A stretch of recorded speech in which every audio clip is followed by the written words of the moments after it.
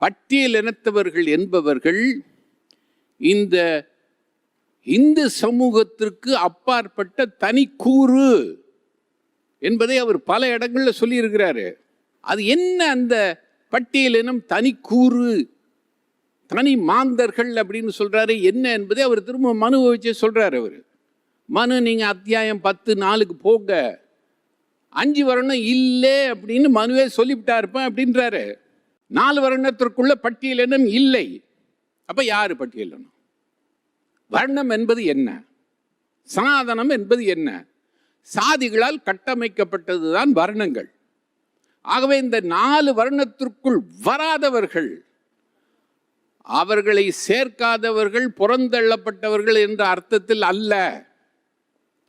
இவர்கள் இந்த வர்ணம் எப்பொழுது உருவாயிற்றோ அப்பொழுதே இந்த மக்கள் இந்த வர்ணம் என்பது எங்கள் சமநீதிக்கு ஏற்புடையது அல்ல என்று விலகி நின்றவர்கள். ஆகவேதான் அவர்கள் செம்மாப்போடு இருந்தார்கள் என்று நான் சொல்லுகிறேன். 1000-2000 ஆண்டுகளாக இவர்கள் வீழ்த்தப்பட்ட மாந்தர்களாக இல்லை இல்லை இல்லை என்பதை நான் திரும்ப சொல்கிறேன். அவர்கள் அப்படி ஒரு அடிமை ஜனங்களாக இருந்திருந்தார்கள் என்றால் இந்த காலத்தில் நாங்களாம் இப்படி உயிர்ப்பட வந்து இருக்க முடியாது. நடுநாயகமா நான் எப்படி வந்து உட்கார்ந்து இருக்கிறது? எனக்கு